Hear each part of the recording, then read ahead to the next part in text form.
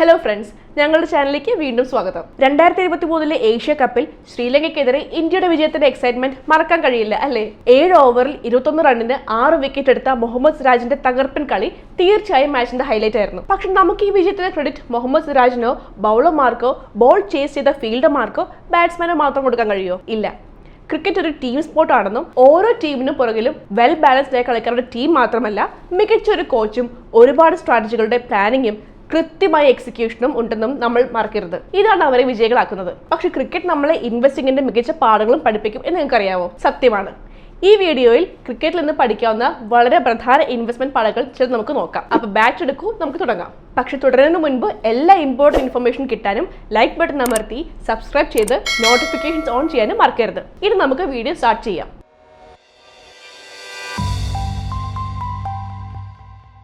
ഗ്രൗണ്ടിൽ ശാന്തരായിരിക്കും. ക്യാപ്റ്റൻ കൂളിനെ പോലെ മറ്റാരുമില്ലെന്ന് പറയുമ്പോൾ നിങ്ങളുടെ മനസ്സിൽ ഒരൊറ്റ പേര് മാത്രമേ ഉള്ളൂ അല്ലേ? അതെ, ശരി തന്നെയാണ്. MS ധോണി. MS ധോണി പിച്ചിൽ ശാന്തനായിരിക്കുന്ന പോലെ ഇൻവെസ്റ്റ് ചെയ്യുമ്പോൾ നിങ്ങൾക്കും ശാന്തത വേണം. ഇതാണ് നിങ്ങൾക്ക് ക്രിക്കറ്റിൽ നിന്ന് പഠിക്കാവുന്ന ആദ്യത്തെ പാഠം. ഇൻവെസ്റ്റ് ചെയ്യുമ്പോൾ ശാന്തരായിരിക്കുക. ഇൻവെസ്റ്റ് ചെയ്യുമ്പോൾ ചിലപ്പോൾ മാർക്കറ്റിൽ ചാഞ്ചാട്ടങ്ങൾ ഉണ്ടാകാം.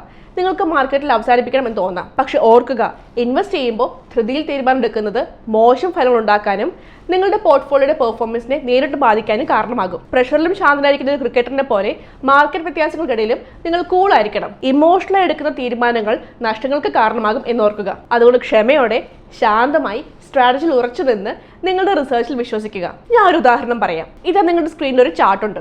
Asian currency crisis, .com crash, 2008 financial crash, COVID-19 crash, അങ്ങനെ എന്തെല്ലാം സംഭവങ്ങൾ 1998നും 2020ക്കും ഇടയിൽ ഉണ്ടായെന്ന് കാണുന്നുണ്ടോ? പക്ഷെ നിങ്ങൾ ശാന്തമായിരുന്ന് ലോങ് ടേമിനെ ഇൻവെസ്റ്റ് ചെയ്തിരുന്നെങ്കിൽ സെൻസെക്സ് തുടങ്ങിയ ശേഷം 11,663.72% എന്ന മികച്ച റിട്ടേൺ ഉണ്ടാക്കിയേനെ.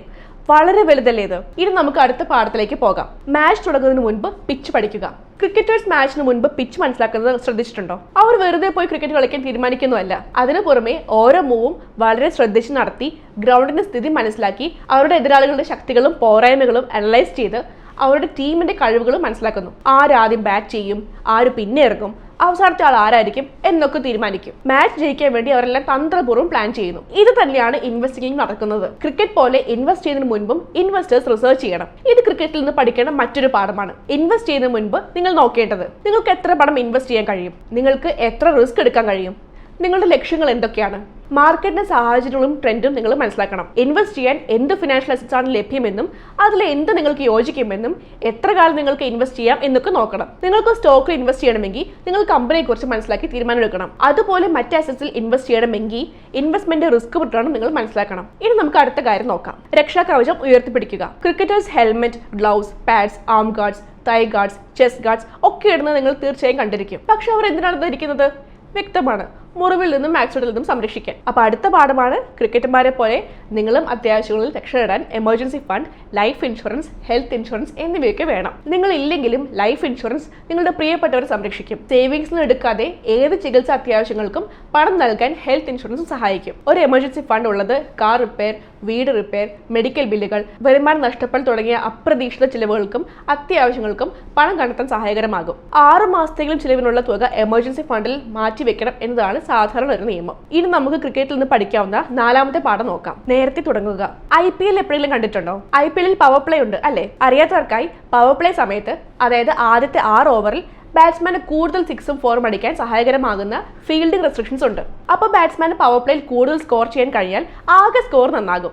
അതായത് അവർ നേരത്തെ തുടങ്ങിയ സ്കോർ അടിപൊളിയായിരിക്കും. ഇൻവെസ്റ്റിംഗ് ക്രിക്കറ്റിംഗ് പോലെ തന്നെയാണ്. ഇവിടെ നിങ്ങൾ നേരത്തെ ഇൻവെസ്റ്റ് ചെയ്ത് തുടങ്ങണം. അപ്പോൾ 4ാമത്തെ പാഠം, കോമ്പൗണ്ടിന്റെ പ്രയോജനങ്ങൾ നേടാൻ നിങ്ങൾ ജീവിതത്തിൽ നേരത്തെ ഇൻവെസ്റ്റ് ചെയ്ത് തുടങ്ങണം. ഇത് മനസ്സിലാക്കാൻ നമുക്കൊരു എക്സാമ്പിൾ നോക്കാം. ആകാശ്, ബിനോയ് എന്നീ 2 ഫ്രണ്ട്സ് ഉണ്ടെന്ന് ഇരിക്കട്ടെ. ആകാശ് 20ാം വയസ്സിൽ ഇൻവെസ്റ്റ് ചെയ്ത് തുടങ്ങുന്നു. എന്നാൽ ബിനോയ് 30 വയസ്സാകുന്നവരെ കാത്തിരിക്കുന്നു. ആകാശ് എല്ലാ മാസവും 5000 രൂപ ഇൻവെസ്റ്റ് ചെയ്ത് എന്നിരിക്കട്ടെ. ബിനോയ് വൈകി തുടങ്ങിയത് കൊണ്ട് എല്ലാ മാസം തോറും 10,000 രൂപ ഇടുന്നു. അവർക്ക് വർഷത്തിൽ 12% റിട്ടേൺ കിട്ടുന്നുണ്ട്. 40 വയസ്സാകുമ്പോൾ അവരുടെ സേവിങ്സ് തമ്മിൽ എത്ര വ്യത്യാസം ഉണ്ടാകുമെന്ന് അറിയോ? 20 വയസ്സ് തുടങ്ങിയ ആകാശിന് 50 ലക്ഷം രൂപ റിട്ടേൺ ഉണ്ടാകും. അപ്പൊ ബിനോയ്ക്കോ? അദ്ദേഹത്തിന് 23 ലക്ഷം രൂപയുണ്ടാകും. അതൊരു വലിയ വ്യത്യാസമല്ലേ? ബിനോയ് ഇൻവെസ്റ്റ്മെന്റ് ഇരട്ടിയാക്കിയെങ്കിലും അദ്ദേഹത്തിന് ആകാശിന്റെ പകുതി പോലും സമ്പാദിക്കാൻ കഴിഞ്ഞില്ല. ഈ വ്യത്യാസം കോമ്പൗണ്ട് ഇൻട്രസ്റ്റിന്റെ ശക്തി കാരണമാണ്. പ്രത്യേകിച്ച് ഓരോരുത്തരും അവരുടെ ഇൻവെസ്റ്റ്മെന്റ് കോമ്പൗണ്ട് ചെയ്യാൻ എത്ര സമയം കൊടുക്കുന്നു എന്നതിലാണ് കാര്യം. ആകാശ് ബിനേക്കാൾ 10 വർഷം മുൻപ് ഇൻവെസ്റ്റ് ചെയ്ത് തുടങ്ങുന്നുണ്ട്. അതിനാൽ അദ്ദേഹത്തിന്റെ പണത്തിന് വളരാൻ കൂടുതൽ സമയം കിട്ടുന്നു. ഇനി അടുത്ത പാഠത്തിലേക്ക് പോകാം. സ്ഥിരമായി തുടരുക. വലുതോ ചെറുതോ ഏത് ഗെയിം വിജയിക്കാനും സ്ഥിരത അത്യാവശ്യമാണ്. ഗെയിമിന്റെ വലിപ്പം എന്തായാലും വിജയത്തിന് സ്ഥിരത വളരെ അത്യാവശ്യമാണ്. ഒരു മാച്ചിൽ സെഞ്ചുറി അടിച്ചിട്ട് അടുത്ത കുറെ മാച്ചുകളിൽ ഒന്നും കാര്യമായി നേടാൻ കഴിയാതിരിക്കുന്ന ഒരു ക്രിക്കറ്റിനെ കുറിച്ച് ആലോചിച്ച് നോക്കൂ. വലുതോ ചെറുതോ കളിക്കുന്ന ഓരോ കളിയിലും കാര്യമായ നേട്ടങ്ങൾ ഉണ്ടാക്കേണ്ടത് ക്രിക്കറ്റിന് പ്രധാനമാണ്. ഇത് തന്നെയാണ് ഇൻവെസ്റ്റിംഗിന്റെ കാര്യവും. അപ്പോൾ ഇൻവെസ്റ്റിംഗ് സ്ട്രാറ്റജിയുടെ കാര്യത്തിൽ 5ാമത്തെ പാഠം സ്ഥിരതയാണ് പ്രധാനം എന്നതാണ്. സ്ഥിരമായി ഇൻവെസ്റ്റ് ചെയ്താൽ നിങ്ങളുടെ ഇൻവെസ്റ്റ്മെന്റുകൾ ഒരേപോലെയാണെന്നും ക്രമം തെറ്റിയല്ലെന്നും ഉറപ്പിക്കാൻ സാധിക്കും. ഈ തന്ത്രം സമയം പോകുന്തോറും നല്ലൊരു കോർപ്പസ് ഉണ്ടാക്കാനും മാസ ചെലവുകളെ കാര്യമായി ബാധിക്കാതെ നിങ്ങളുടെ ലോങ് ടേം ലക്ഷ്യങ്ങൾ നേടാനും നല്ലൊരു പുരോഗതി ഉണ്ടാക്കാനും സഹായിക്കും. നിങ്ങളുടെ ഇൻവെസ്റ്റ്മെന്റുകളിൽ സ്ഥിരത എന്ന ശീലം ഉണ്ടാക്കാൻ ചില കാര്യങ്ങൾ ഇതാ. ഒരേ സമയത്ത് ഒരേപോലെ എപ്പോഴും ഒരേ കാര്യം ചെയ്യാൻ തുടങ്ങിയാൽ അതൊരു ശീലമാകും. അതുപോലെ ഇൻവെസ്റ്റ് ചെയ്യാൻ വേണ്ടി സ്ഥിരമായ ഇന്റർവെൽസിൽ റിമൈൻഡർ സെറ്റ് ചെയ്യുക. ഒരു ശീലമാകുന്നതുവരെ ഒരേ സമയത്ത് ഇൻവെസ്റ്റ്മെന്റ് നടത്തി ഒരു തുക ഇൻവെസ്റ്റ് ചെയ്യുക. ഇൻവെസ്റ്റ്മെന്റുകളിൽ ഒരേ താല്പര്യമുള്ള ആൾക്കാരുടെ ഒരു ഗ്രൂപ്പ് ഉണ്ടാക്കുക. പരസ്പരം ഇൻവെസ്റ്റ്മെന്റിനെ കുറിച്ച് ഓർമ്മിപ്പിക്കുക. നിങ്ങളുടെ മറ്റൊരു ശീലത്തിനൊപ്പം ഇൻവെസ്റ്റിംഗ് എന്ന പ്രോസസ്സും ടാഗ് ചെയ്യുക. സ്ഥിരമായിരിക്കാൻ ഇത് കൊണ്ടൊന്നും സാധിക്കുന്നില്ലെങ്കിൽ ഓട്ടോ ഡെബിറ്റ് എന്ന ഓപ്ഷൻ എപ്പോഴും ഉണ്ട്.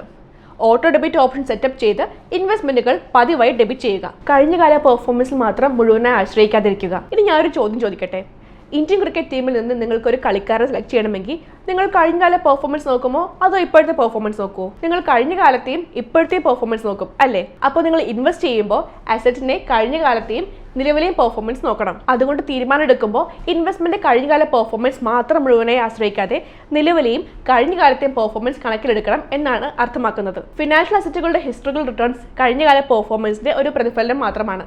അവർ ഭാവിയിലെ പെർഫോമൻസ് ഉറപ്പൊന്നും നൽകുന്നില്ല. അതുകൊണ്ട് ഇൻവെസ്റ്റ് ചെയ്യുന്ന മുൻപ് നിങ്ങൾ ഇത് പറയുന്ന മറ്റു ഫാക്ടേഴ്സ് നോക്കണം. മാർക്കറ്റ് സാഹചര്യങ്ങൾ, ഇൻഡസ്ട്രി ട്രെൻഡ്സ്, കമ്പനിയുടെ അടിസ്ഥാനം, റിസ്കിനുള്ള സാധ്യത, കമ്പനിയുടെ ഭാവി വീക്ഷണം, സർക്കാർ നിയമങ്ങൾ തുടങ്ങിയവ. സന്തുലിതവും വിഭിന്നവുമായ ടീം. ഇനി ഞാൻ മറ്റൊരു ചോദ്യം ചോദിക്കട്ടെ. ഇന്ത്യൻ ക്രിക്കറ്റ് ടീമിന് കളിക്കാർ സെലക്ട് ചെയ്യുമ്പോൾ നിങ്ങൾ ബാറ്റ്സ്മാൻ അല്ലെങ്കിൽ പേസേഴ്സ് അല്ലെങ്കിൽ സ്പിന്നേഴ്സിനെ മാത്രമാണ് എടുക്കുക? അല്ലേ? ക്രിക്കറ്റ് ടീമിൽ 11 വ്യത്യസ്തരായ കളിക്കാരുണ്ട്. അവരിൽ ബാറ്റ്സ്മാൻ, ബൗളേഴ്സ്, വിക്കറ്റ് കീപ്പേഴ്സ് ഒക്കെ ഉണ്ട്. അപ്പോൾ ടീമിലെ ഓരോ കളിക്കാർക്കും ഉള്ള പ്രത്യേക സ്ട്രെങ്സും ക്വാളിറ്റീസും അനുസരിച്ചാണ് അവർ സെലക്ട് ചെയ്യുന്നത്. എല്ലാവരും വ്യത്യസ്ത രീതിയിൽ ഒരേ ലക്ഷ്യത്തോടെ പ്രവർത്തിക്കുന്നു അതാണ് വിജയം. അതേപോലെ തന്നെയാണ് ഇൻവെസ്റ്റിംഗും. ക്രിക്കറ്റിൽ ബാലൻസ് ടീം വിജയത്തിന് അത്യാവശ്യമാണെന്നത് പോലെ ഇൻവെസ്റ്റിംഗിൽ ബാലൻസ്ഡ് പോർട്ട്ഫോളിയോ ആവശ്യമാണ്. അതായത് നമ്മുടെ പോർട്ട്ഫോളിയോ വിപുലീകരിക്കണം എന്നർത്ഥം. അപ്പോൾ പോർട്ട്ഫോളിയോ റിസ്ക് കുറയ്ക്കാൻ അത് വിപുലീകരിക്കണം എന്നതാണ് 7ാമത്തെ പാഠം. റിസ്ക് വ്യാപിപ്പിക്കാൻ നിങ്ങൾ പോർട്ട്ഫോളിയോയിൽ അസറ്റ്സിനെ ശരിയായി തിരഞ്ഞെടുക്കണം. നിങ്ങൾ കഷ്ടപ്പെട്ട് സമ്പാദിച്ച പണം ഇൻവെസ്റ്റ് ചെയ്യുമ്പോൾ എല്ലാ പൈസയും ഒരേ അസറ്റിലിടരുത്. Equities, mutual fund, debt funds, fixed income instruments, gold, real estate എന്നിങ്ങനെ നിങ്ങളുടെ റിസ്ക് എടുക്കാനുള്ള കഴിവും ലക്ഷ്യങ്ങൾക്കും അനുസരിച്ച് വിവിധ ഫിനാൻഷ്യൽ ഇൻസ്ട്രുമെന്റ്സ് തിരഞ്ഞെടുക്കാം. വിപുലീകരണം ആവശ്യമാണെങ്കിലും എത്ര വരെയാണെന്ന് പ്രയോജനപ്പെടുക, എത്രയാണ് അധികമാവുക എന്നറിയേണ്ടത് പ്രധാനമാണ്. പോർട്ട്ഫോളിയോ കൂടുതൽ വിപുലീകരിക്കുന്നത് നഷ്ടത്തിന് കാരണം ആകില്ലെങ്കിലും തീർച്ചയായും ലാഭത്തെ ബാധിക്കും. നമുക്കൊരു എക്സാമ്പിൾ നോക്കാം. ഒരു ട്രേഡർ ചില സെക്യൂരിറ്റീസ് വാങ്ങാൻ ഇക്വിറ്റീസിലും ഡെറ്റ് മാർക്കറ്റിലും ഇൻവെസ്റ്റ് ചെയ്യുന്നു. പിന്നെ പോർട്ട്ഫോളിയോ വിപുലമാക്കാൻ മ്യൂച്വൽ ഫണ്ട് മാർക്കറ്റിലേക്കും ഇറങ്ങുന്നു. പിന്നെയാണ് മ്യൂച്വൽ ഫണ്ടുകൾ അദ്ദേഹത്തിന്റെ കൈവശമുള്ള സ്റ്റോക്കുമായി ബന്ധപ്പെട്ടിരിക്കുന്നത് മനസ്സിലാകുന്നത്. ഇക്വിറ്റി, ഡെറ്റ്, മ്യൂച്വൽ ഫണ്ട് തുടങ്ങിയ വിപുലമായ പോർട്ട്ഫോളിയോ ഉണ്ടെങ്കിലും ഇക്വിറ്റി മ്യൂച്വൽ ഫണ്ടും മാർക്കറ്റിലെ ഫ്ലക്ച്വേഷൻസ് ഒരേപോലെ ബാധിക്കുന്ന ഒരേ തരം സ്റ്റോക്കിലാണ് എന്നതിനാൽ അദ്ദേഹത്തിന്റെ ലാഭം കൂടില്ല. അതുകൊണ്ട് വിപുലീകരിക്കേണ്ടത് അത്യാവശ്യമാണ്. പക്ഷെ എങ്ങനെ അത് ചെയ്യണം എന്നറിയേണ്ടത് പ്രധാനമാണ്. ഇനി നമുക്ക് അടുത്ത പാഠത്തിലേക്ക് പോകാം. അപശബ്ദങ്ങൾ ഒഴിവാക്കുക. നിങ്ങളുടെ പ്രിയപ്പെട്ട ക്രിക്കറ്റേഴ്സ് ഫീൽഡിൽ കളിക്കുമ്പോൾ ആളുകൾ അവരുടെ പേര് നിലവിളിക്കുന്നത് നമ്മൾ എപ്പോഴും കേൾക്കും. നമ്മളും ചെയ്യുന്നില്ലേ? എന്നാൽ ഈ കളിക്കാരുടെ ശ്രദ്ധ ഈ ശബ്ദം കാരണം പതറാറുണ്ടോ? ഇല്ല, അവർ ഒരിക്കലും പതറില്ല. ക്രിക്കറ്റ് കളിക്കാർക്ക് ശ്രദ്ധ വേണം. അത് അവർക്കുണ്ട്. ഇത് തന്നെയാണ് ഇൻവെസ്റ്റേഴ്സിനും വേണ്ടത്. അപ്പൊ കളിയെ വെല്ലുവിളികൾ ബാധിക്കാതിരിക്കാൻ ക്രിക്കറ്റേഴ്സ് അനുവദിക്കാത്ത പോലെ ഇൻവെസ്റ്റേഴ്സും അവരുടെ ലോങ് ടേം പ്ലാൻസിൽ ശ്രദ്ധ കേന്ദ്രീകരിച്ച് മാർക്കറ്റിലെ അപശബ്ദങ്ങൾ ഒഴിവാക്കണം. നിങ്ങൾ ഒരു സ്റ്റോക്ക് റിസർച്ച് ചെയ്ത് അത് നല്ലതാണെന്ന് തോന്നി ഇൻവെസ്റ്റ് ചെയ്തു എന്നിരിക്കട്ടെ, അതിന്റെ ഭാവി പെർഫോമൻസിനെ കുറിച്ച് നിങ്ങൾക്ക് ഏറെക്കുറെ ഉറപ്പുണ്ട്. പക്ഷെ നിങ്ങൾ ശ്രദ്ധ തിരിക്കുന്ന ഒരുപാട് വാർത്തകളും അഭിപ്രായങ്ങളും അതിനെക്കുറിച്ച് വന്നുകൊണ്ടിരിക്കുന്നു. ഇവിടെ ഇൻവെസ്റ്റ്മെന്റ് ഡിസിഷൻസ് എടുക്കുമ്പോൾ നിങ്ങൾ അപശബ്ദങ്ങൾ ഒഴിവാക്കി വിശ്വസനീയമായ സ്ഥലങ്ങളിൽ നിന്ന് വിവരങ്ങൾ നേടാൻ ശ്രദ്ധിക്കണം. മാർക്കറ്റ് റൂമേഴ്സോ സെൻസേഷണൽ ന്യൂസോ നിങ്ങളെ പ്രലോഭിപ്പിക്കാൻ പാടില്ല. എക്കാലത്തും പ്രിയപ്പെട്ട മാഗിയുടെ ഉദാഹരണം നമുക്ക് നോക്കാം. 2015 മാഗിയിലെ MSGയുടെ അമിത അളവിനെ കുറിച്ച് ഒരു ന്യൂസ് വന്നപ്പോൾ ഇന്ത്യൻ സർക്കാർ രാജ്യത്തുടനീളം മാഗി സെയിൽസ് തടഞ്ഞു. തടയുന്നതിന് മുൻപ് മാഗിയുടെ നിർമ്മാതാവായ നെസ്റ്റോയുടെ ഷെയർ പ്രൈസ് 6,800 മുതൽ 7,500 ട്രേഡ് ചെയ്യുകയായിരുന്നു. ബാൻ ചെയ്തു എന്ന വാർത്ത വന്നതോടെ വില അതിവേഗം കുറഞ്ഞു 6,000 ആയി.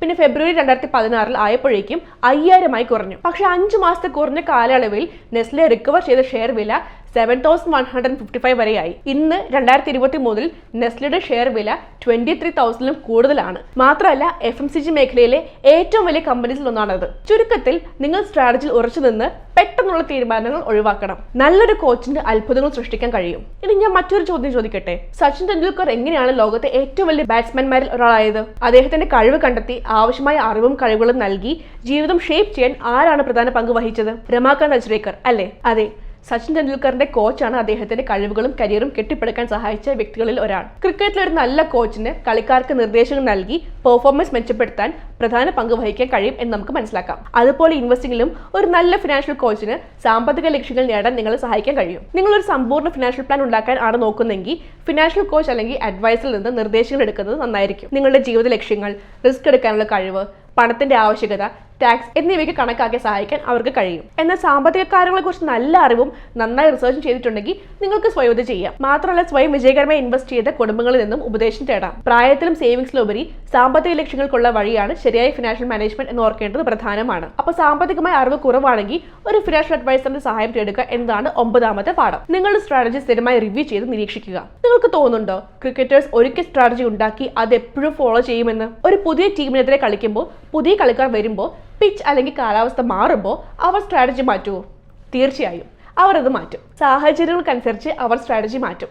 എന്നാൽ ഇൻവെസ്റ്റിംഗിന്റെ കാര്യത്തിൽ ജീവിതത്തിലെ പ്രത്യേക കാലഘട്ടങ്ങൾ, ലക്ഷ്യങ്ങളിലെ മാറ്റങ്ങൾ, പൊതു സാമ്പത്തിക സാഹചര്യങ്ങൾ എന്നിവയ്ക്കനുസരിച്ച് നിങ്ങളുടെ സ്ട്രാറ്റജി പതിവായി ഇവാലുവേറ്റ് ചെയ്യേണ്ടതുണ്ട്. ചെറുപ്പത്തിൽ കൂടുതൽ റിസ്ക് എടുക്കാൻ കഴിവുണ്ട്, എന്നാൽ അത് കോർപ്പസ് ഉണ്ടാക്കാൻ കൂടുതൽ അലോട്ട്മെന്റ് ഇക്വിറ്റീസിലേക്ക് ചെയ്യാം. എന്നാൽ പ്രായം കൂടുന്നോറും കൂടുതൽ കടമകൾ നടത്തേണ്ട ആവശ്യമുള്ളതിനാൽ കൂടുതൽ സുരക്ഷിതമായ നിക്ഷേപങ്ങളിലേക്ക് മാറാം. നിങ്ങളുടെ റിസ്ക് എടുക്കാനുള്ള കഴിവ് അനുസൃതമാക്കാൻ എല്ലാ 6 മാസത്തിലും പോർട്ട്ഫോളിയോ റീ അലൈൻ ചെയ്യാൻ ഒരു പ്രത്യേക ഡേറ്റ് വെക്കണം. അപ്പോൾ ക്രിക്കറ്റിലെ പോലെ നിങ്ങളും സ്ഥിരമായി പോർട്ട്ഫോളിയോ റിവ്യൂ ചെയ്ത് സ്ട്രാറ്റജി മാറ്റണം എന്നാണ് അവസാനത്തെ പാഠം. അപ്പോൾ ക്രിക്കറ്റിൽ ഇത് പഠിക്കാവുന്ന 10 പ്രധാന ഇൻവെസ്റ്റിംഗ് പാഠങ്ങൾ ഇവയാണ്. ഈ 10 പാഠങ്ങൾ നമുക്ക് പെട്ടെന്ന് ഒന്നുകൂടി നോക്കാം. ഇൻവെസ്റ്റ് ചെയ്യുമ്പോൾ ശാന്തമായിരിക്കുക. ലോങ് ടേമിലേക്ക് ഇൻവെസ്റ്റ് ചെയ്യുക. നിങ്ങളുടെ ലക്ഷ്യങ്ങളും റിസ്ക് എടുക്കാനുള്ള കഴിവും മനസ്സിലാക്കി ഇൻവെസ്റ്റ് ചെയ്യുക. ഒരു എമർജൻസി ഫണ്ട് ഉണ്ടാക്കി നിങ്ങളെയും കുടുംബത്തെയും അത്യാവശ്യങ്ങളും സംരക്ഷിക്കാൻ ലൈഫ്, ഹെൽത്ത് ഇൻഷുറൻസ് എന്നിവ വാങ്ങുക. കോമ്പൗണ്ടിന്റെ പ്രയോജനങ്ങൾ കിട്ടാൻ ജീവിതത്തിൽ നേരത്തെ ഇൻവെസ്റ്റ് ചെയ്ത് തുടങ്ങുക. ഇൻവെസ്റ്റിംഗ് സ്ട്രാറ്റജിയുടെ കാര്യത്തിൽ സ്ഥിരതയാണ് പ്രധാനം. തീരുമാനം എടുക്കുമ്പോൾ ഇൻവെസ്റ്റ്മെന്റ് കഴിഞ്ഞകാല പെർഫോമൻസ് മാത്രം ആശ്രയിക്കാതെ കഴിഞ്ഞ കാലത്തെയും നിലവിലെയും പെർഫോമൻസും മറ്റു മാർക്കറ്റ് സാഹചര്യങ്ങളും നോക്കിയെടുക്കുക. പോർട്ട്ഫോളിയോ റിസ്ക് ഒഴിവാക്കി അത് വിപുലമാക്കുക. മാർക്കറ്റിലെ അപശബ്ദങ്ങൾ ഒഴിവാക്കി ഇൻവെസ്റ്റർമാർ ലോങ് ടേം പ്ലാൻസ് ശ്രദ്ധിക്കണം. സാമ്പത്തികമായ അറിവ് കുറവാണെങ്കിൽ ഒരു ഫിനാൻഷ്യൽ അഡ്വൈസറിന്റെ സഹായം തേടുക. സ്ഥിരമായി പോർട്ട്ഫോളിയോ റിവ്യൂ ചെയ്ത് മാറുന്ന ആവശ്യങ്ങൾക്ക് അനുസരിച്ച് സ്ട്രാറ്റജി മാറ്റണം. ക്രിക്കറ്റിൽ നിന്നുള്ള ഇൻവെസ്റ്റ്മെന്റ് പാഠങ്ങൾ പറഞ്ഞു തീരുമ്പോൾ സാമ്പത്തിക കാര്യങ്ങളിലും ക്രിക്കറ്റിലെ അച്ചടക്കം, സ്ട്രാറ്റജി ഒക്കെ പ്രയോഗിക്കാം എന്ന് ഓർക്കുക. നിങ്ങൾ ക്രിക്കറ്റ് ഫാൻ ആണെങ്കിലും അല്ലെങ്കിലും ഈ പാഠങ്ങൾ നിങ്ങളെ അറിവുള്ള മികച്ച ഇൻവെസ്റ്റർ ആകാൻ സഹായിക്കും. അതുകൊണ്ട് ആത്മവിശ്വാസത്തോടെ സ്ട്രാറ്റജി ഉണ്ടാക്കി സാമ്പത്തിക ലക്ഷ്യങ്ങൾ നേടാൻ പ്രയത്നിച്ചുകൊണ്ട് ഇൻവെസ്റ്റ്മെന്റ് പിച്ചിലേക്ക് ഇറങ്ങുക. Happy investing. ഈ വീഡിയോ യൂസ്ഫുൾ ആയി തോന്നിയെങ്കിൽ തംസ് അപ്പ് തരാനും നിങ്ങളുടെ ഫ്രണ്ട്സുമായി ഷെയർ ചെയ്യാനും ഇതുപോലെ മികച്ച അറിവുകൾക്കായി സബ്സ്ക്രൈബ് ചെയ്യാനും മറക്കരുത്. Thanks for watching. ബൈ.